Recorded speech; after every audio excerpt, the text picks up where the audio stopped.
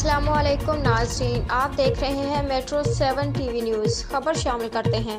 Governor Sindh Kamran Khan टेसवरी की दरबार आलिया मोहम्मदिया ईदगाह शरीफ रावलपिंडी आमद। सज्जादा नशीन पीर नकीबुर रहमान पीर हसन हसीबुर रहमान और मरीदीन की जानिब से पुरतफाक इस्तकबाल। गवर्नर सिंध के हजरत हाफिज अब्दुल करीम के मज़ार पर हाजिरी, मज़ार पर फूल रखे, फातिहा ख्वानी की। गवर्नर सिंध मुल्क की सलामती और इस्तेहकाम के लिए दुआ की। गवर्नर सिंध के दरबार में होने वाली महफिल जिक्र में भी शिरकत। पीर नकीबुर रहमान ने गवर्नर सिंध के लिए नेक ख्वाहिशात का इजहार किया। बुजुर्गान दीन के मज़ारात दरगाहों पर जाकर ज़हनी कल्बी सुकून हासिल होता है। जब भी सुकून दरकार होता है किसी न किसी दरगाह का रुख करता हूँ। गवर्नर सिंध यहाँ कर बहुत ज़्यादा सुकून का एहसास हुआ है। कामरान खान टेसवरी मुरीदीन के लिए हफ्तावार तरबियती नशिस्त के इनेकाद पर पीर साहब को मुबारकबाद पेश करता हूँ। कामरान खान टेसवरी। उम्दा में पकाएं और जी भर के खाएं।